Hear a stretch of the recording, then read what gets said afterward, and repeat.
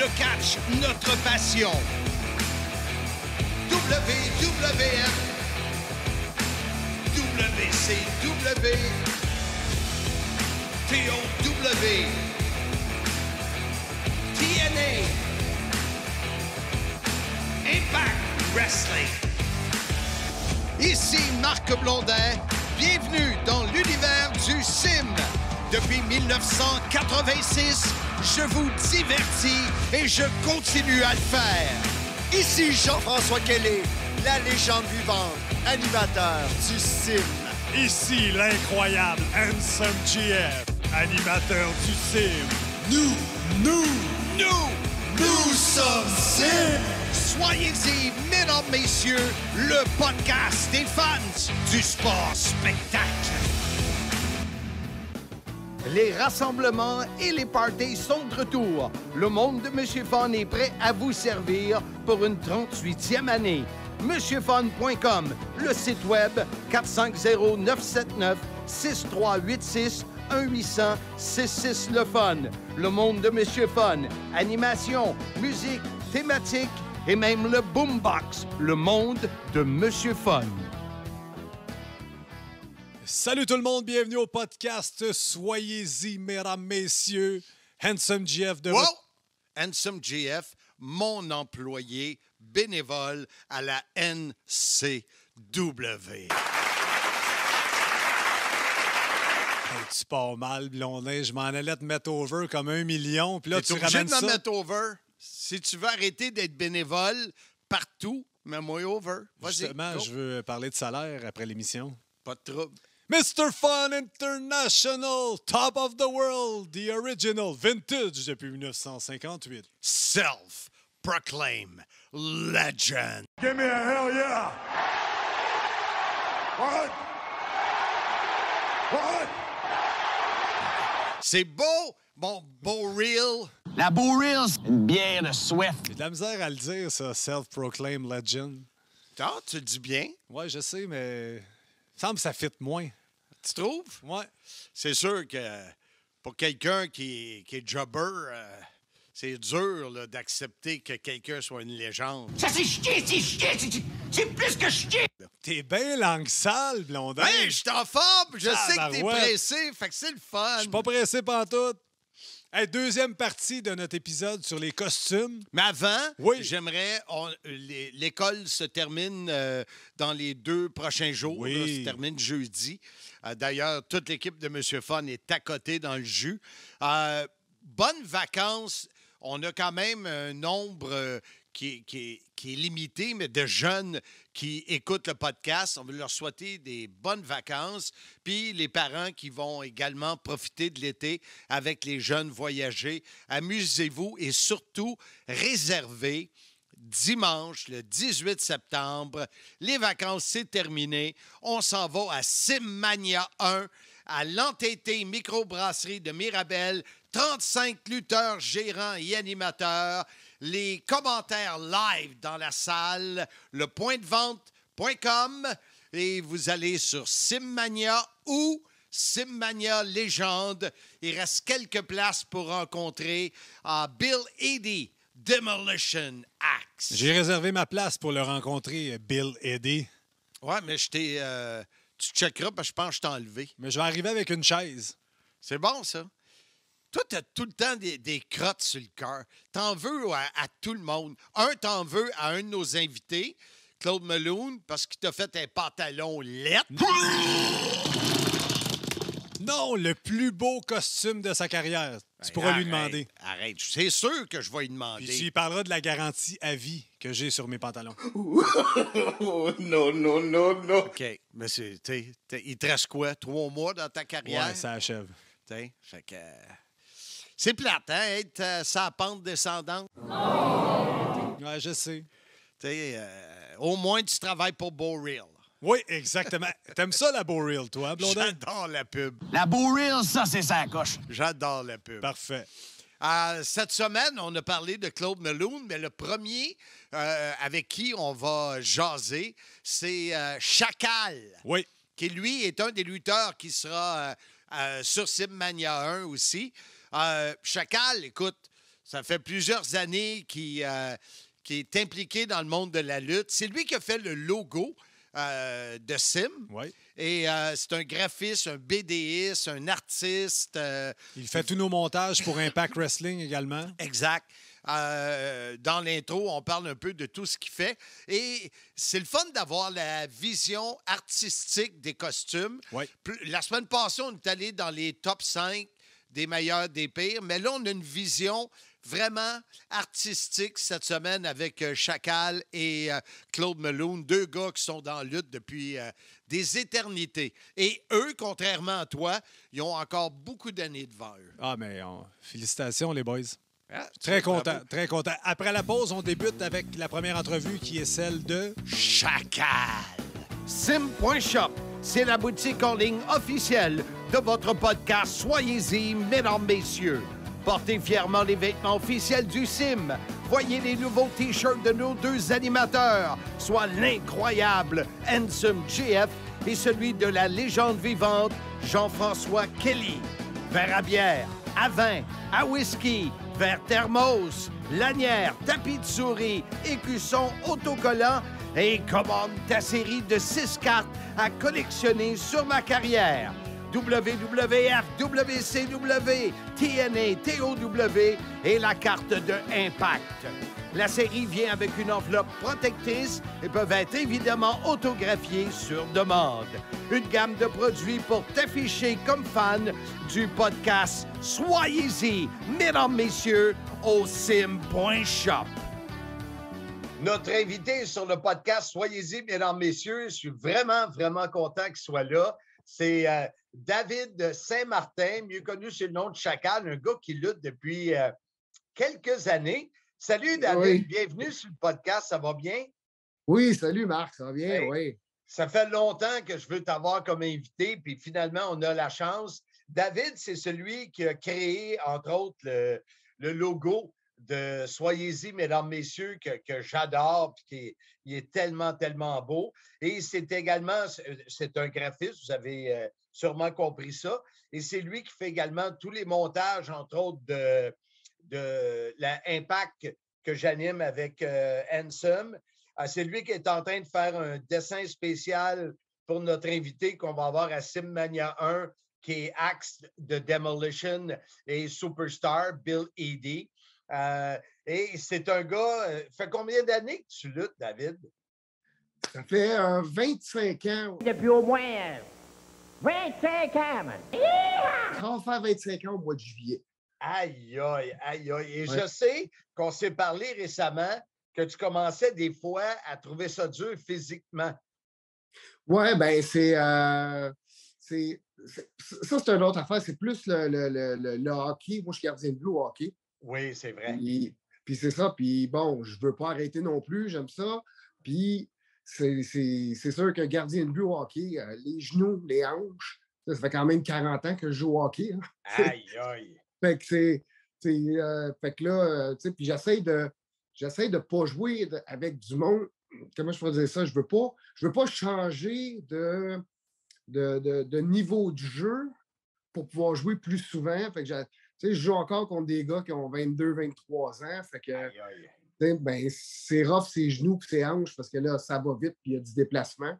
Puis là, arriver à la lutte, quand tu as déjà mal à quelque part, puis que tu vas te lancer de la troisième corde ou manger des coups pendant toute la soirée, ça aide pas trop. Fait que c'est ça qui est dur. Là. Mais on est chanceux parce que le lutteur Chacal a accepté d'être à Simmania 1, un des 35 talents qui seront sur le show le 18 septembre prochain. Mais là, on est là pour parler des costumes. La semaine passée, Ouais. on a eu Mathieu Lavigne et Ben Cossette qui nous ont fait, qui nous ont surpris avec un top 5 positif et négatif des costumes. Toi, tu es un BDiste, comme ça qu'on appelle Oui. ça? Un Oui, gars qui oui, fait de la bande dessinée, tu es un graphiste, tu es un lutteur old school. La dernière fois que je t'ai vu, je pense que tu traînais un nouveau costume à l'image de Ouais. Goldorak. C'est Ouais. quoi un costume de lutte pour David Saint-Martin? Ben, le parallèle est facile à faire, là. J'ai toujours dit que les lutteurs étaient des super-héros en vrai. Euh, Puis, même, c'est tellement vrai que, tu sais, le premier super-héros de l'histoire, c'est Superman. Le premier avec des pouvoirs, puis tout ça. Puis, il y a un costume flamboyant. Mais son costume, c'est dérivé des costumes de lutte olympique des années 20. Tu sais, le sous-vêtement par-dessus les pantalons, ça vient de la lutte olympique. Tu sais, ça vient des premiers combats à main nue, là, ce qu'on voit souvent là, dans dans les films là, qui se passent dans les années 15-20, là, des réseaux de combat irlandais dans des sous-sols de tavernes à New York. Mais le costume de Superman, il vient de ça. Ils ont rajouté une cape, mais c'est pas.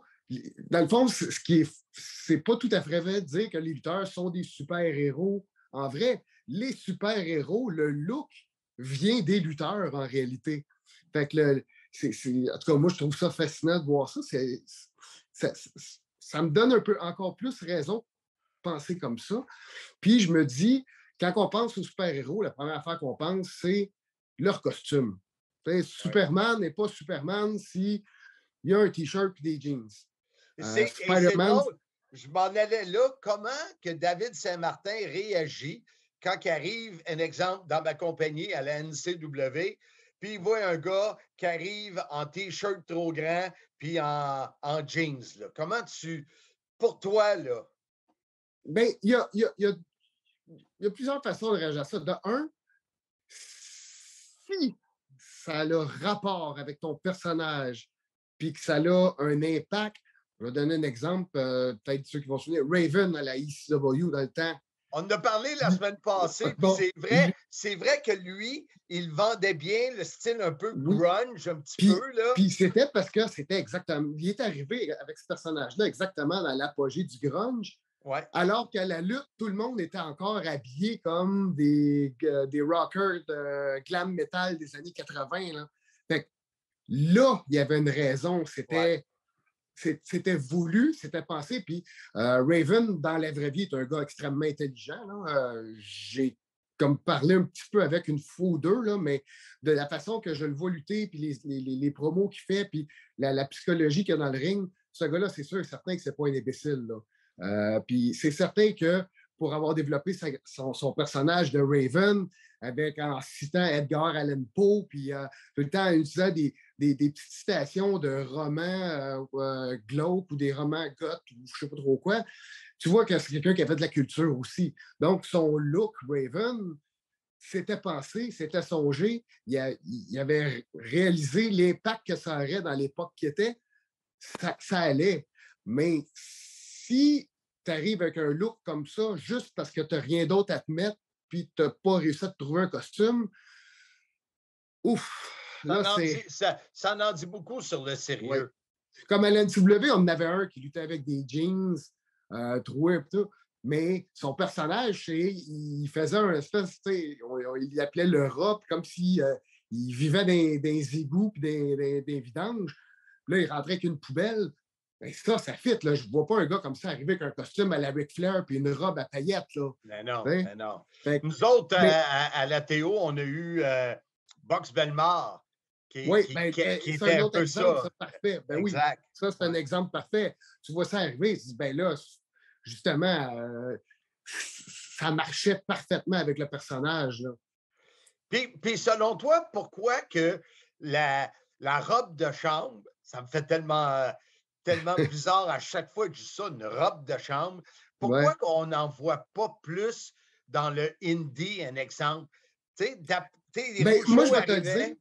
Moi, je vais te le dire. Là, je pense que la vraie raison, là, la raison numéro 1, c'est que ça coûte une fortune à faire. OK. Là, Ric Flair, il a dépensé des fortunes là, sur ses robes de chambre. Là. Ouais. Puis l'affaire est que Ric Flair l'a tellement bien fait, comme bien avant, que si tu n'as pas une robe de chambre de calibre Ric Flair, mets-en pas une. Ouais. Ouais. C'est ça aussi. Puis, c'est pas tout le monde qui peut arriver et dire ben moi, je suis prêt à mettre un 7-8 000 US sur une robe de chambre à paillettes avec mon nom brodé à la main, puis en avoir une différente à tous les soirs en plus. C'est si cher que ça? Ben, en tout cas, si c'est en bas de ça, la personne qui le fabrique se fait exploiter, là, selon moi. Là. OK. Parce que, travailler à la Ric Flair là, avec les. Moi, j'ai déjà eu des filles que je connaissais quand j'étais en sport-études, que les costumes de patinage artistique, c'était à paillettes. Puis là, ils disaient comment que ça coûtait cher à leurs parents, là, les costumes de patinage artistique. Ouais. Là, j'extrapole une robe complète de Ric Flair avec en plus les plumes puis le nom. J'imagine que ça doit tourner pas mal dans ces prix-là, là, pour quelque chose de qualité en plus. Là. Mais tu sais, un gars qui passe une vingtaine d'années sur le circuit, qui lutte, puis ben, c'est sûr qu'il faut que tu aies un contact. Là, mais me semble que tu n'es pas obligé d'aller là. Tu n'es pas obligé d'aller à la robe de chambre à 7-8 000. Mais tu peux quand même trouver des contacts. En plus, les lutteuses se parlent entre eux autres. Ils peuvent avoir il y a des contacts. On parle à Claude Meloun, c'en est un, il est super occupé. Mais le airbrush, t'en penses quoi du airbrush? Ça fait années 90. Même 80, hein? Oui, ben plus 90, là, je pense à Rob Van Dam, puis les derniers costumes d'Ultimate Warrior quand il mettait son singlet, ou Ravishing Rick Rude avec les pantalons au airbrush. Macho Man, hein? Aussi. Mais je pense que c'était bien pour le temps. Ben, c'était vrai. C'était vraiment, vraiment hot dans le temps. Là. Mais je pense que maintenant, tu sais, comme moi, je pense que c'est plus rendu à la sublimation. C'est imprimé professionnel. Ben, je ne veux pas dire que les gens qui font du airbrush, ce n'est pas professionnel. Tu sais, ça a un côté fait à la main. Mais je pense que maintenant, l'impression numérique sur le tissu, c'est. J'ai des chandails comme ça, la sublimation. Puis, je pense que Kenny Omega, ses pantalons sont faits comme ça aussi. Les miens sont faits comme ça. C'est tout le costume qui est comme imprimé et non dessiné ou imprimé dessus. Là. C'est vraiment spécial. Simmania 1, c'est dimanche le 18 septembre prochain à la microbrasserie L'Entêté de Mirabel. Simmania 1, c'est un événement. Ça débute à 16h avec un podcast live, plusieurs invités sur place. On aura également le lancement de ma biographie, mon livre qui s'appelle « Soyez-y, mesdames, messieurs, la grande histoire de ma petite vie » avec mon co-auteur Bertrand Hébert sur place. Et entre 17h et 19h, la légende Demolition Axe, superstar masqué Bill Eadie, vous rencontrera sur place. Et à 19h, Simmania, le show de lutte. 35 lutteurs, gérants, animateurs, puisque je décrirai live dans la salle les 6 combats avec des analystes invités. Simmania 1, tout un événement de lutte, c'est dimanche, le 18 septembre prochain. Achetez vos billets, lepointdevente.com, billets-Simmania. Simmania 1, soyez-y, mesdames, messieurs. Toi, c'est quoi ton type de costume préféré, que ce soit pour toi à titre de lutteur ou tout simplement à titre de fan de lutte? Regarde, pour moi, ça va être dur parce que j'aime pas vraiment ça, regarder mes affaires. Tu sais, je regarde pas vraiment mes photos. Mes matchs, je les regarde pas pour me trouver bon, je les regarde parce que faut que je les regarde, savoir qu'est-ce qui marche, qu'est-ce qui marche pas, mais j'aime pas ça me regarder. Fait que je te dirais comme je trouve pas qu'il y a vraiment quelque chose qui me va bien. Là. Mais si, mettons, je regarde la lutte en général, moi, ce que j'aime, c'est quelque chose qui tu sais, de un, faut que ça fitte avec le personnage du lutteur. Déjà, là, c'est le premier critère. Ça fait partie de la gimmick. Oui. Mais tu sais, je veux dire, comme Stone Cold Steve Austin, mais pas autre chose que du noir. Là. Noir, mat, plain, rien d'autre. Parce que sinon, tu manques le coup. Mais tu sais, moi, j'ai grandi avec la lutte des années début 80 où c'était encore, tu sais, un maillot de couleur, les bottes qui matchent avec le maillot, puis c'est tout. Les années de lutte internationale, tout ça, Dino Bravo, tout ça. Mais quand il est arrivé les années 80, là, puis Ric Flair, même s'il n'y avait pas de design à part ses initiales brodées, chaque match, on fait abstraction de la robe, là, parce que là, ça, c'était grandiose. Ouais. Mais chaque match était une couleur différente. Les protège-nous, les couleurs, les bottes, le maillot matchait. Fait que tu disais, OK, il y a des bottes vertes, des bleus, des jaunes, des noirs, des rouges. Là, il y a les protège-nous qui fit avec tout ça, plus le maillot. Tu sais, déjà là, il arrivait tout le temps. Tu sais, j'étais petit, j'étais vraiment jeune, mais moi, c'est comme, hey, j'ai hâte de voir quelle couleur Ric Flair va mettre pour son match contre Dusty Rhodes, tu sais. Ouais. Fait qu'il y avait ça. Puis là, après ça, il y a eu Macho Man qui est arrivé, lui avec les grandes robes puis tout. Puis lui aussi avec le maillot de couleurs différentes à toutes les fois. Bon, bien sûr.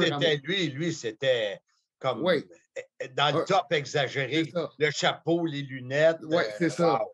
Puis tu sais, bon, il y avait Hulk Hogan. Dans ses premières années, il changeait de couleur à tous les matchs, mais à un moment donné, je ne sais pas, côté marketing, ou je ne sais pas si c'est Vince McMahon qui a dit Hulk Hogan, c'est un businessman quand même assez aguerri. Là. Il a peut-être vu Red and Yellow. Il a resté avec ça. Puis moi, quand je regardais des vieilles cassettes, j'ai dit cassettes, là, c'est mon. Puis on voyait des Hulkamania 1 ou 2, là, puis il y avait hey, Hulk Hogan en blanc contre David Schultz. Wow! C'est bon. Mais, tu sais, ça, c'était mon style. Mais après ça, les costumes que moi, qui m'ont plus accroché, ben, dans le fond, c'est pas nécessairement le style de costume, c'est ceux qui étaient capables, qui changeaient de costume à toutes les soirs. Tu ne voyais jamais habillé de la même façon 2 fois. Tu sais, les Ultimate Warrior, Macho Man, Jake the Snake Roberts, c'était des serpents différents. Toi, tu remarquais ça? Moi, je n'ai jamais remarqué ça. Ben, moi, je dessinais, hein, puis je faisais des super-héros, puis probablement, si je suis devenu gardien de but, c'est à cause de l'équipement, là, fait que je remarquais tout ça. Ravishing Recruit, qui n'avait jamais 2 fois le même pantalon, comme je l'ai mentionné, Ric Flair. Moi, c'était ça, je remarquais, parce que ça donne pas un sens artistique, mais ce que je veux dire, c'est tu vois que le lutteur a un sens du détail. Puis, probablement que j'étais venu à associer que s'il y a un maillot différent à tous les shows, c'est parce qu'il est bon. OK. C'est comme probablement que ça. Parce que moi, Ric Flair était un de mes. Ben, ça a été le premier méchant que j'ai aimé. Là. Vraiment, là, je l'aimais. Là. Mais probablement que ça veut dire, parce que moi, tous mes lutteurs préférés, même Rick the Model Martel, il changeait de couleur à toutes les fois. J'associais ça à OK, eux autres sont bons parce qu'ils ont le souci du détail. Les affaires, ils s'agencent. Vraiment, dans ma tête de graphiste je me disais, fait que lui, il a dû mettre les détails au bas. S'il met ça comme détail, c'est parce qu'il a mis les efforts ailleurs aussi. C'est une bonne façon de voir ça, ouais. Ben, c'est exactement pour ça que Van Halen demandait 1000 M&M bruns dans l'horloge. C'était pas parce qu'il était fou, c'est parce qu'il disait si on pensait à mettre les 1000 M&M bruns, c'est parce que l'amplificateur, il est bien accordé. Le filage, c'est ça là qu'on a demandé, puis on va avoir la bonne console de son. T'sais. Le souci du détail. Oui. Puis, tu sais, aussi, ça donnait l'effet que ces lutteurs-là, ils ont. Je ne veux pas dire qu'ils sont riches, là, mais je veux dire. Ils ont du succès. Oui, ils ont du succès parce que, tu sais, bon, Ric Flair le disait, regardez il montrait sa Rolex à toutes les entrevues, puis il montrait les voitures qu'il conduisait, puis il n'avait pas peur de dire moi, après mon match, je prends un jet privé, je m'en vais passer la nuit à Vegas, puis demain, je vais reprendre le jet privé, puis je m'en vais à Charlotte pour un autre combat, tu sais. Puis après ça, même affaire est arrivée, mais un peu plus tard, j'essaie d'y aller chronologiquement, mais Razor Ramon, c'en a un autre. Jamais 2 fois le même costume, tout le temps des couleurs différentes. Dans un pay-per-view, tu étais sûr et certain qu'il sortait quelque chose que tu n'avais jamais vu, une nouvelle couleur. Puis en plus, ces costumes avec les lames de rasoir dessus, c'était vraiment top-notch. Puis, puis en plus, il était excellent. C'était encore dans la même mentalité. C'était un super bon worker. Fait encore là, sens du détail, c'est-à-dire, oh, lui, il regarde les détails, fait qu'il ne botchera pas la job, tu sais. Il n'arrivera pas dans son combat en faisant, bof, on va me mettre sur le pilote automatique. Non, on dit, il y a comme un, tu sais, Shawn Michaels, la même chose, tu sais, c'est un autre que, tu sais, c'est tous des styles de costumes différents, c'est pas nécessairement juste des maillots ou des biker shorts. C'est ça. Moi, c'était vraiment ceux qui changent, tu sais, à toutes les fois, il y avait quelque chose de nouveau. Puis, c'est pas tout le temps des vedettes, mais tu sais, un gars que je respecte beaucoup, Billy Gunn. Oui. Billy Gunn, quand il a fait les New Age Outlaws, puis là, il a commencé là, avec. Tu sais, lui, avec. Tu ne voyais jamais 2 fois à la télévision avec le même costume, puis c'était tout le temps quelque chose de travaillé. Puis, tu sais, encore là, moi, ça m'attirait, ces affaires-là. Tu sais, puis c'est ça que j'ai fait à la lutte aussi. Moi, des costumes, là, ça déborde chez nous. Là. J'en ai sans arrêt, puis j'en ai peut-être 3 fois plus qui dorment dans mon ordinateur puis qui attendent juste que je les commande. Là. Ouais. Tu sais, puis aussi, c'est aussi, parce qu'il y a une autre affaire que ça amène des lutteurs qui changeaient tout souvent de costume comme ça aussi, c'est moi, dans un sport, je veux voir 2 combattants qui sont différents, mais pas juste dans la personnalité. Tu sais, les couleurs, parce que quand on regarde la télévision, là, tout fait partie du spectacle. Là, le décor du ring, les panneaux. Puis juste même la couleur des costumes des lutteurs, ça fait partie du show. Puis, tu sais, j'ai jamais vu Ric Flair porter la même couleur que son adversaire. Même chose avec Macho Man. Ultimate Warrior, j'ai jamais vu porter les mêmes. Tu sais, quand il luttait contre Macho Man, ben là, il y en avait un clash parce qu'il n'y en a aucun des deux qui avait la même couleur que l'autre. Tu sais, c'est un peu ça que moi, j'aime dans tout ça, puis dans le fait que ces lutteurs-là avaient des costumes probablement à l'infini. C'est un peu moi, ce que j'ai l'impression que je vois moi aujourd'hui, quand j'écoute la lutte, j'ai souvent l'impression, comme je regarde, comme OK, mauve contre mauve, bleu contre bleu, noir contre noir, un autre noir contre noir, un autre costume noir contre un autre costume noir. Ça enlève un peu de magie, selon moi. Et d'après toi, en terminant, parce que le temps file, est-ce qu'aujourd'hui, c'est les fédérations qui empêchent les gars d'être ce que les autres étaient dans les années 90, un exemple, ou si tu penses que c'est tout simplement, ils ont passé à autre chose, ce qu'ils ne devraient pas, là? Ça, je ne sais pas. Je ne suis pas là. Je ne suis pas là backstage à la WWE. Mais je regarde ce qui se passe à All Elite ou Impact ou whatever, mais je pense pas que c'est les fédérations. Peut-être côté personnage, puis les promos surscriptés, ça c'est un autre sujet complètement. Mais pour les costumes, je pense qu'ils sont comme assez libres. En tout cas, moi, je n'ai pas entendu parler de quelqu'un dire je suis arrivé avec une idée de costume avec des couleurs, puis ils m'ont dit non. Bon, c'est sûr que si ça ne fait pas avec le personnage, j'aurais pas vu Kane dans le temps arriver et dire moi, je ne me passe pas ça costume bleu. Ben non, c'est un gars qui vient du feu, tu es en rouge. Là. On t'appelle le Big Red Machine. C'est ça. Mais autre que ça.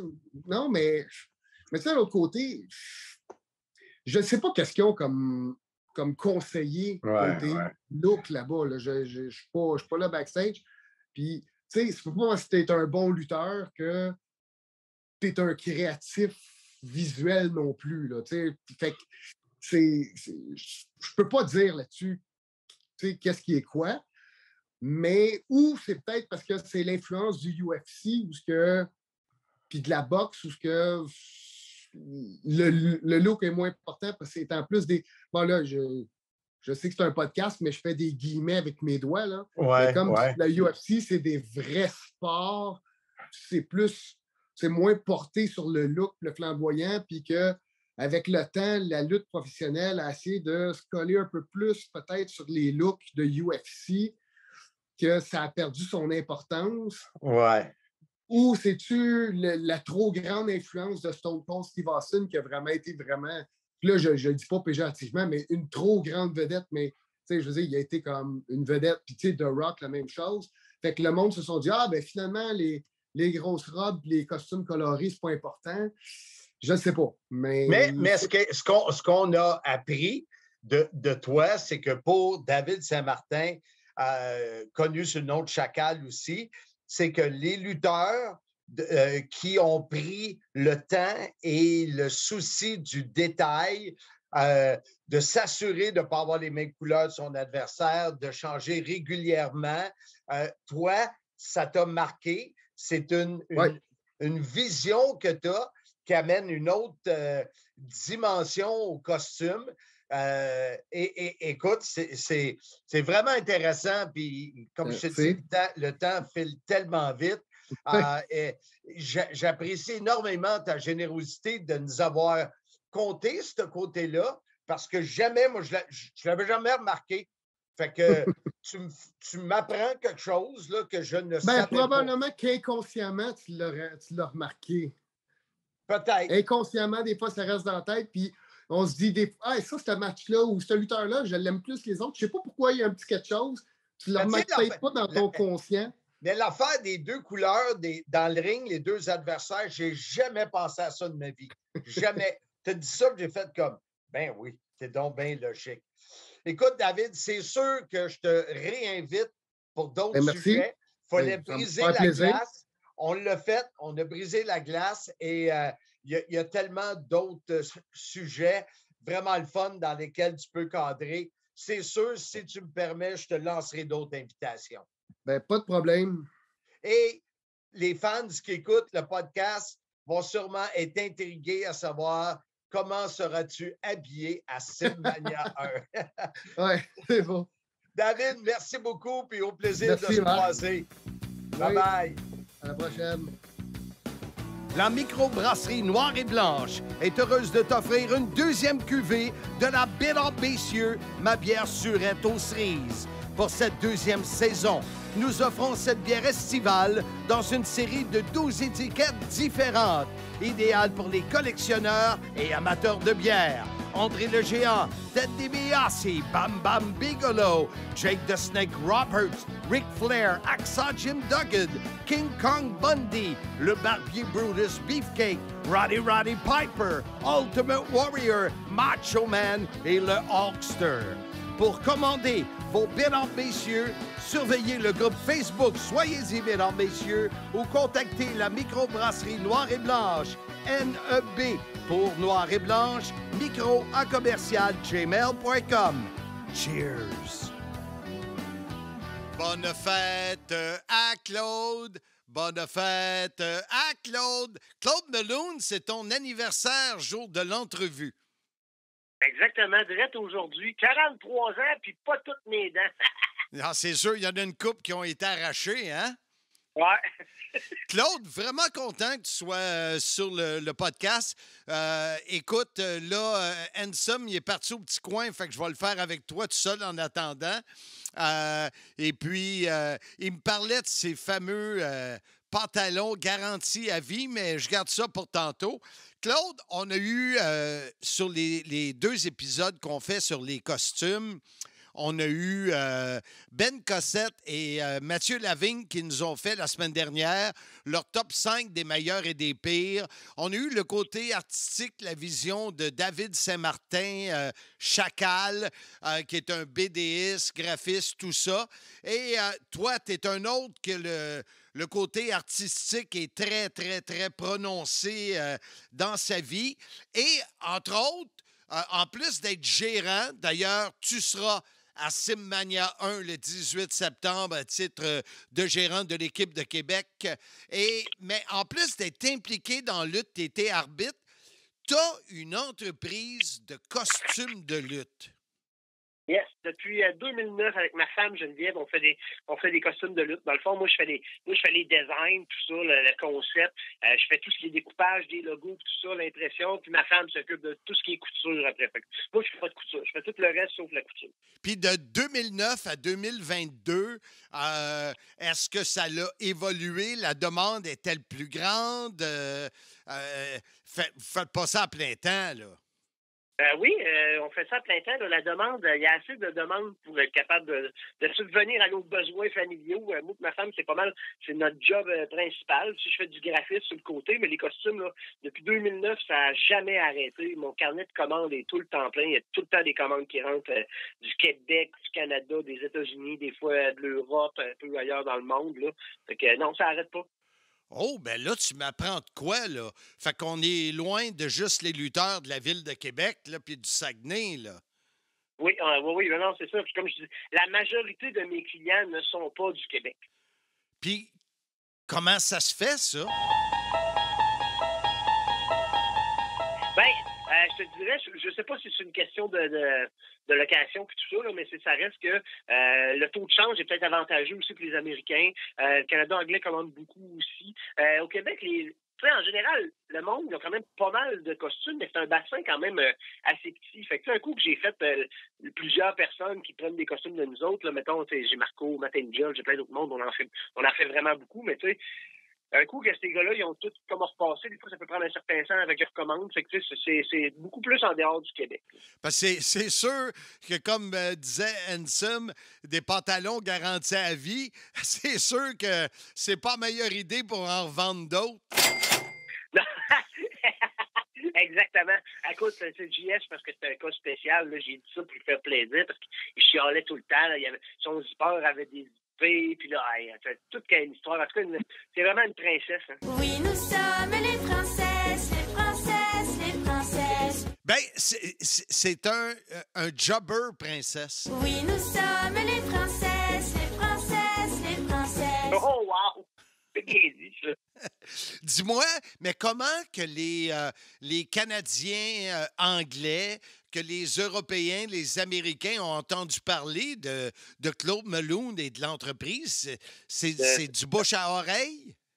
Oui, c'est pas mal ça. C'est dans le fond costume couture qu'on s'appelle. Puis je te dirais, ça n'en prend rien qu'un gars qui se fait faire un costume, qui va lui faire une place avec. Ses chums le voient, où je t'ai appris ça. Ils nous contactent. Tout. On fait tout par Internet en majeure partie, là, tout via Facebook. On a un site web aussi qu'on se sert pas beaucoup, mais tu sais, je sais que les gens, ils vont quand même. Fait que c'est vraiment, c'est tout par Internet. Puis les gars m'envoient le mesure, puis tout. Bien souvent, les clients, je les rencontre même pas. Même les gars au Québec, souvent, des fois, j'ai pas besoin de les mesurer moi-même ou de les voir. On fait le costume, c'est du sur-mesure. Je les mesure, ils ont ça fit, puis tout le monde est content. Mais c'est du bouche à oreille, je pense, en majeure partie. Ça prend juste un gars à une place qui en commande un, puis après ça, tous ses chums en donnent.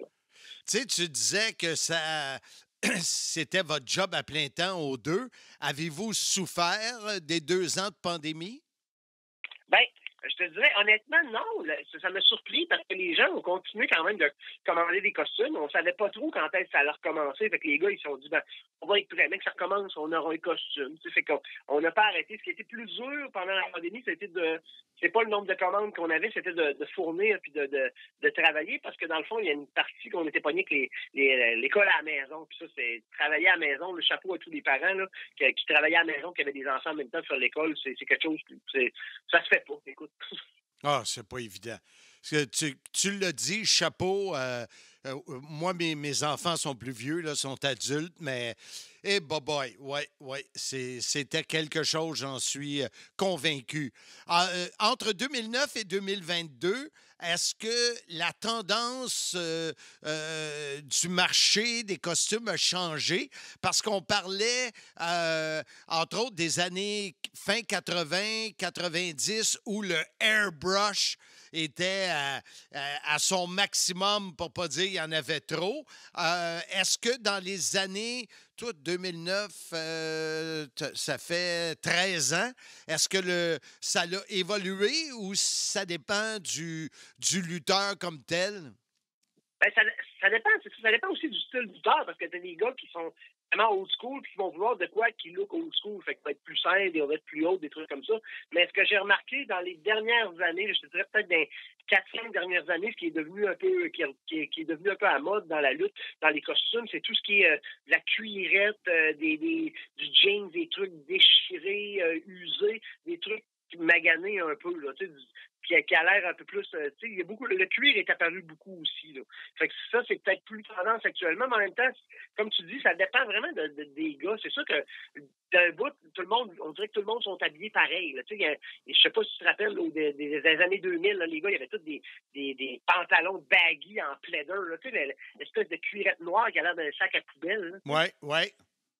Ben ça, heureusement, cette mode-là a passé, mais tu sais, ça, c'est tout le temps des modes. De manière, comme les gars, il y avait tous des costumes bleus, des costumes rouges, noirs et blancs. Puis là, je disais aux gars, ben, changer de couleur. Fait que, tu sais, on essaye de varier. Fait que, tu sais, mais ça va vraiment avec la personnalité du lutteur, je pense. Tu sais, il n'y a pas de style puis de mode qui se suivent. Là, c'est sûr que c'est un peu comme tout. Si tout le monde se met à aimer un certain style, ils vont tous vouloir la même chose. Mais ça reste que c'est pas représentatif de ta personnalité en tant que lutteur si t'as le même costume que le gars à côté. Tu sais. Toi, est-ce que tu participes à la conception ou si le lutteur qui t'appelle et dit « Je veux ça, mon personnage, c'est ça ». Ben, la plupart du temps, c'est moi qui fais la conception. Le gars va m'arriver avec une idée, il dit, mettons, mon personnage, il s'appelle le Destructeur. Moi, j'aime les trains. Ils vont me dire quel élément est intégré, puis je vais y arriver avec de quoi. Des fois, ils vont me suggérer des couleurs, tout ça. Il y a aussi du monde, parce que je fais le design, justement, étant graphiste, mais il y a aussi du monde qui vont m'arriver avec des designs de genre tout fait. Ça, j'aime moins ça, faire ça. Justement, étant un artiste, étant un créateur, j'aime mieux quand c'est nous autres qui partent de zéro puis qu'on amène le projet au bout. Et puis, dans les... du côté de l'Europe, là, est-ce que tu as déjà vendu des costumes en Grande-Bretagne, en Allemagne? Oui, j'en ai eu en France, en Angleterre aussi. Dans le fond, on a fait Nikki Cross avant qu'elle s'en vienne à la WWE. Elle nous a commandé des costumes, je pense, 2 fois. D'ailleurs, on y en a fait un. Récemment quand elle était à WWE, mais il y a eu des délais un peu puis tout ça, puis entre-temps, elle a changé de personnage un peu, fait qu'au moment où elle a eu son gear, finalement, ça fitait comme plus trop avec sa gimmick. Elle prenait la tournure pour s'en aller vers le super-héros. Fait qu'elle l'a jamais porté, mais tu sais, elle l'a jamais porté. Je pense qu'elle l'a mis dans des lives, là, mais on l'a jamais vu à la télévision. Mais oui, je l'ai fait en Angleterre ou en France, puis l'Espagne, c'est ça. Wow. Puis, l'Allemagne, je me rappelle pas avoir super en Allemagne, mais je sais que j'ai déjà fait Danemark, une couple de trucs comme ça, là. Fait que je suis pas le seul qui est international. Toi aussi, tu l'es? Yes, Custom Couture International, Vintage, woo! C'est bon. Puis dis-moi donc, un costume aujourd'hui, ça vaut combien? Ben, ça dépend de ce que tu veux. Tu sais, ça peut, je te dirais, mettons, une bobette plaine avec rien dessus, ça peut coûter 50-55$. Puis une bobette, mettons, avec des rhinestones, des brillants, une patch, de la broderie, tout ça, ça peut monter jusqu'à 300$ sur une bobette. Fait que, tu peux avoir un kit complet, mettons, tête, kickpad, une petite veste pour autour de 1000$ si c'est pas trop complexe. Ça dépend toujours du travail qu'il y a à faire, mais on peut travailler aussi avec un budget. Tu sais, si les gars me contactent et ils disent tu sais, j'ai tel montant à mettre, on s'arrange à mettre tel montant. C'était comme ça. Hanson GF m'avait dit moi, je suis pauvre, là, j'ai pas beaucoup d'argent. Fait que c'est sûr qu'il est pauvre. De quoi de cheap, là, tu sais. C'est sûr. Puis il faut que ça aille avec sa face. Hey, boboy! Hey, tabarnak. Dis-moi, est-ce que tu as une idée, le nombre de costumes que tu as fait depuis le début? Hey, je sais pas en tout, parce que justement, l'autre fois, on regardait la page Facebook avec ma femme, parce qu'on cherchait un costume, puis là, on était comme, il y a des trucs qu'on se rappelle même pas avoir fait. Là. Fait que, depuis 2009, on en fait, tu sais, mettons, je fais peut-être 4 costumes par mois, avec 4 fois, c'est une moyenne, là, mettons. Là, mais, 50 par année. Ben, à peu près. C'est au moins une cinquantaine par année. Ouais, je dirais que c'est quand même du sport, là. Hey, ça veut dire que, en 2023, tu vas frôler le 1000. Hey, ça se pourrait bien. Il faudrait que je recalcule. Là. Tu sais, c'est sûr que j'ai peut-être mis un peu à 50. On va dire, mettons, 40. Hein? Okay. Juste pour être sûr, là, pas exagérer non plus, mais ouais. C'est quand même ça. Ça arrête. J'ai des commandes tout le temps qui rentrent. C'est le fun. Puis, on a parlé la semaine passée, puis même tantôt, on a parlé avec David, les fameuses robes de chambre, les peignoirs. Je déteste les mots robes de chambre. Là, c'est un peignoir, mais le monde appelle ça de même. T'as-tu déjà fait ça? Non, on n'en a jamais fait. Écoute, Tu sais, je veux dire, tu sors pas de la douche avec justement un peignoir avec de la paparloune, puis des plumes, puis des brillants. Voyons, c'est pas une robe de chambre. Tu sais, le monde Mais non, je pas sais. un peu. Mais non, on n'en a jamais fait. Mais c'est de quoi que j'aimerais faire éventuellement, mais c'est vraiment... ça va dans le cher. Là. Je sais qu'il y avait des robes qui valaient plusieurs milliers de dollars. Puis, tu sais, j'en ai déjà vu, justement, dans un reportage, j'avais vu la femme qui faisait les robes. Je pense que c'est la même qui a fait sur la Flair. En tout cas, elle faisait une robe à Charlotte Flair, justement. Ouais. De voir tout le travail puis la minutie qu'il y a là-dedans, là, je peux bien comprendre que ça vaut plusieurs milliers de dollars. Là. C'est incroyable. Mais non, on n'en a jamais fait parce que, tu sais, je veux pas être... c'est peut-être rough de dire ça, mais en général, les lutteurs indie, c'est pas nécessairement du monde qui a beaucoup d'argent. Fait que, une robe comme ça, c'est pas de quoi nécessairement qui peuvent se payer. Il faut que ça rendu à un certain niveau puis que tu veux l'investir pour avoir un truc du genre. T'sais. Qu'est-ce que tu penses des lutteurs qui ne portent, bien, c'est sûr, dans tes clients, je pense pas que tu en aies, là, mais tu sais, qui portent jamais 2 fois le même costume, qui change de couleur, entre autres, on parlait la semaine passée de Rey Mysterio qui change de costume tellement souvent. Ça doit prendre un budget hallucinant. Mais lui, ça doit être clair que, tu sais, j'imagine qu'il doit les revendre après, les collectionner. Je sais pas ce qu'il fait avec, mais j'ai quand même des clients, des bons clients qui commandent beaucoup de costumes et qui changent régulièrement. Tu sais, je pense, mettons, à Michel Plante, on lui a fait des singlets, là, avec une bretelle. Je veux dire, je pense que ça fait 9 ou 10 qu'on y fait, là. Fait que, tu sais, il varie souvent. Mais, tu sais, c'est sûr qu'il émet plusieurs fois, il met pas juste une fois le même. Là. Comme je disais, c'est un peu la même chose que les robes de chambre. Les gars à TV qu'on voit faire ça, changer de costume tout le temps, ben c'est parce qu'ils ont les moyens. Fait que, tant mieux pour eux autres, puis tant mieux pour la personne qui fait les costumes parce qu'elle est payée. Mais c'est quoi que il faut vraiment que tu aies les moyens, puis c'est beaucoup de temps aussi là, à mettre là-dessus pour un truc qui se fait porter juste une fois. Là. Et quand Claude Meloun est gérant lors d'un événement de lutte, puis il voit un gars avec un T-shirt trop grand, puis des jeans, puis des running shoes, il pense quoi? Oh, il essaie de pas trop s'en faire avec ça, là, parce que là, il est dans son personnage et il pourrait se fâcher. Ben écoute, ça prend de tout, mais c'est comprenable qu'il y en a qui luttent habillés de même, mais en même temps, c'est comme tous les sports. Tu as un équipement pour faire un sport, porte l'équipement qu'on a besoin pour faire le sport. Tu sais, tu as des exceptions à une règle. Mettons, justement, l'exemple que je prends souvent, c'est Kevin Owens. Le gars, il est en short, en T-shirt. Tu sais, quand, justement, j'ai une bonne anecdote là-dessus, quand il est parti pour aller à WWE, on lui a fait 2 singlets. Il s'était commandé des costumes, on avait fait le design, on lui a fait deux beaux singlets, puis tout. Puis quand il est arrivé à WWE, il est arrivé pour un photoshoot. J'ai lu ça, c'est lui qui l'a dit en entrevue. Il est arrivé pour un photoshoot, puis il était habillé avec son singlet, justement, pour faire la photo. Puis il y avait Enzo Amore, je pense, qui était avec lui en arrière. Puis il a dit, qu'est-ce que tu fais là? Il dit, ben, je m'en prends ma photo de lutteur. Voyons donc, il dit, t'habilles pas de même d'habitude. Mais tu devrais mettre un T-shirt puis tes shorts comme ça. C'est le même qui t'ont pris, c'est ça qu'ils veulent. Puis finalement, quand il est arrivé prendre ses photos, il s'était changé. Puis effectivement, il n'a jamais porté ses singlets à WWE parce qu'eux autres, ils voulaient ce personnage-là avec cet habillement-là. Fait que, il y a certaines gens qui peuvent le faire, mais tu sais, Kevin l'a clairement pas fait parce qu'il n'y avait pas de costume puis qu'il n'y avait pas le moyen. C'était une question de confort puis de fitter avec son personnage aussi, je pense. Puis, dis-moi, est-ce que tu aimerais ça graduer dans le sens, est-ce que pour toi, c'est important dans les années à venir d'aller chercher des lutteurs plus connus ou si ça te dérange pas? Ben, honnêtement, je te dirais que ça ne me dérange pas parce que je suis pas à ce stade-là. Tu sais, je veux dire, j'adore la lutte, mais je suis pas au point de virer fou, de vouloir avoir un costume à WrestleMania, mettons. Tu sais, oui, la journée que ça arriverait, je capoterais, je trouverais ça hot, mais on l'a fait avec Nikki Cross, justement. Faire un costume pour quelqu'un qui est à WWE ou dans les circuits professionnels, là, c'est un niveau de stress que je ne veux pas gérer dans ma vie. Ouais. Tu sais, ça lui prend ça rapidement. Souvent, des fois, là, comme Nikki Cross, ben là, elle parlait avec l'agent. Elle parlait avec son agent, puis là, elle nous revenait, puis elle faisait des modifications. Fait que, tu sais, j'ai pas besoin dans ma vie d'être stressé. Puis, ça reste que l'argent, mettons, de Nikki Cross ou l'argent de Matt Angel ou l'argent d'un élève de la NSPW, elle vaut toute la même chose, leur argent. Tu sais, je ne le charge pas plus cher parce qu'ils sont à WWE. Fait que moi, c'est mon travail. Fait que c'est pas... je fais pas ça dans le but d'être vu et d'être reconnu, mettons. Tu sais. Si je termine l'entrevue en te disant, Claude Meloun, donne-moi selon toi, le plus beau costume que tu as vu? Pas que tu as fait, que tu as vu parmi les lutteurs professionnels et le pire?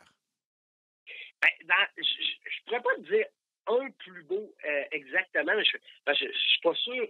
Mais Shawn Michaels, là, dans ses derniers matchs qu'il a fait, le match contre Ric Flair, le match qui était contre Taker, qui était habillé tout en blanc, tous ces derniers costumes avec les chaps, tout ça, c'était complet, la veste avec les chaînes, c'était quand même intricate. Puis moi, j'étais un fan de Shawn Michaels, fait que je te dirais que c'est pas mal lui qui est dans mes meilleurs, là, des plus flamboyants, puis tout ça. Puis les pires costumes, écoute, je sais. Les pires, il y en a tellement. Écoute, je veux dire, on pourrait parler de c'est sûr que là, c'est quasiment un accessoire, mais je sais pas si tu te rappelles de Mentor. Le gars, il rentrait avec une tête. Ben oui, on en a parlé. On en a parlé la semaine passée, puis la tête passait pas entre les câbles. Non, puis genre le gars qui était habillé en hockey, puis qui avait des faux, oui, on en a parlé ça aussi.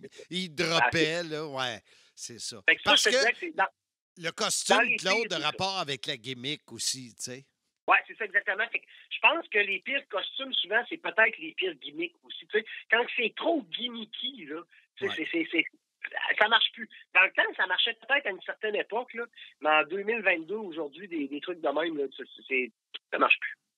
Claude Belleau, deuxième invitation que tu passes sur le CIM, toujours très intéressant. Donne-nous un peu de détails. Sait-on jamais s'il y a des lutteurs indie qui écoutent ou des lutteurs américains qui se font traduire le podcast CIM? C'est le nom de la compagnie. As-tu un site web, quelque chose? Yes. Dans le fond, c'est customcouture.ca. La page est sur Facebook aussi, Custom Couture. Ça marche mieux par Facebook pour nous rejoindre. Les photos sont toutes là. And for English speaking friend, it's called a Custom Couture. Look us up over the internet. Avec l'Institut linguistique, c'est si facile d'apprendre l'anglais. 254-6011. Fait que t'as gardé couture même en anglais. Oui, exact. Ben, c'était le... Ben, couture, il l'emploie en anglais, justement, dans le terme de la haute couture. C'est vrai. C'est fancy, là. Fait que, puis ça prenait un nom aussi pour l'Office de la langue française. Il faut que tu aies un nom français. Fait que le nom complet, c'est les ateliers Custom Couture. Wow. Parce que juste Custom Couture, ça passait pas avec la loi 101. Les ateliers Custom Couture. On aime ça. Claude, yes. Merci d'avoir pris le temps aujourd'hui. En plus, ton anniversaire, 43 ans. J'espère que tu vas passer une belle soirée. On te remercie beaucoup et on se voit à Simmania 1 le 18 septembre prochain et on va t'envoyer une autre invitation pour un sujet qui te touche, j'en suis convaincu. Merci, mon ami. Parfait, n'importe quand, Marc. Puis tu diras à JF, là, il a bien fait de se sauver parce que tu vois, j'y aurais parlé dans le casque. Je m'en rappelle encore quand il me couvre à tout cas. C'est une histoire à finir. Oui, il m'a dit ça, que vous aviez eu des fois des... Ben écoute, il n'y a personne qui l'aime à part sa femme et ses enfants. Et colique que tes langues sales! Hey, toi, va te laver la langue avec du savon fort! Ils n'ont pas le choix. Oui, exactement. Salut, mon Claude! Salut!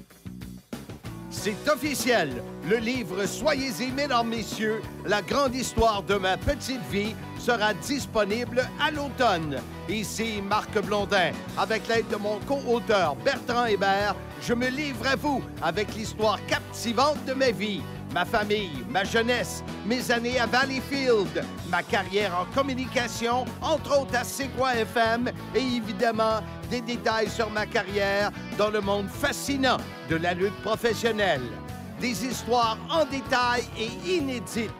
Bientôt disponibles en précommande et surveillez l'annonce du lancement officiel cet automne avec plein d'invités. Soyez-y, mesdames, messieurs, la grande histoire de ma petite vie. De ma petite vie. Moi, j'ai une vie au moins. Une petite vie. Oui, mais j'ai une vie. Puis ça va être raconté oui, par Bertrand Hébert. Ça va être fort intéressant. J'ai très hâte. Le lancement est le 18 septembre. Tu sais, quand je vois les Simmania, ce sont des événements. Oui. Pas juste un show de lutte, un événement. Pour toute la famille. Oui. Enchaîne, c'est toi qui es l'animateur. C'est moi l'animateur. Ben c'est vrai. Hey, c'était fort intéressant d'avoir une perspective plus artistique, du monde des costumes, comme on l'a dit Puis au il est début. occupé, hein? Il y en a. Il y a beaucoup de demandes. Oui, puis c'est la folie. Tout le monde va voir Claude pour les costumes. Ou le monde va à l'aubainerie chercher un T-shirt trop grand puis des jeans. Oui, puis des running shoes. Ouais. Mais Claude, là, écoute, il n'a jamais eu la chance d'être mon gérant. Peut-être que tu pourrais arranger ça pour Simmania. Il n'a jamais été ton gérant? Non. On a eu des rivalités à Québec ensemble. Ben, tu vois, Claude, il est encore sur une marche ascendante. Contrairement à moi. C'est toi qui le dis. Non, monsieur! Je sais pas, c'est chien. Ça, Non, ça... non, en tant que boss de la NCW Ouais. et boss de Simmania, Ouais. je vais trouver une façon de t'amener vers les hauts sommets pour les quelques jours qui te restent dans Oui, ta pour ce qui me carrière. reste, ça serait le fun, ce blondin. Que tu finisses en face, ça serait le fun. Ah oui, un favori de la foule? Ouais. Tu penses que les gens vont m'aimer à ce point-là? Non. Non, hein, c'est Les ça le gens problème. t'aiment pas en face, les gens t'aiment pas en heel. Ils Le m'aiment pas. monde t'aime pas. Ben oui. Tu sais, t'es un beau reel. La beau reel, ça, c'est sa coche. Wow, tu reviens à ça. Hey, c'est de la belle pub gratuite pour Montréal, si on Ben l'apprécie. oui, oui. Fait qu'écoute, Anselme, c'était un autre épisode vraiment spécial. Et on va revenir la semaine prochaine sur ce qu'on a vécu à Nashville, Tennessee. Slammiversary. Oui, qui était le week-end dernier. Là, on n'a pas eu le temps de tout concocter pour voir comment on va vous parler de ça. Mais la semaine prochaine, on vous parle du 20e anniversaire de Slammiversary live from Nashville, Tennessee. Wow! Ça On a sonne eu bien. du fun, mais on va vous donner plus de détails. Exactement. Puis on termine comment ce En magnifique disant, podcast? Et voilà, soyez-y, mesdames, messieurs.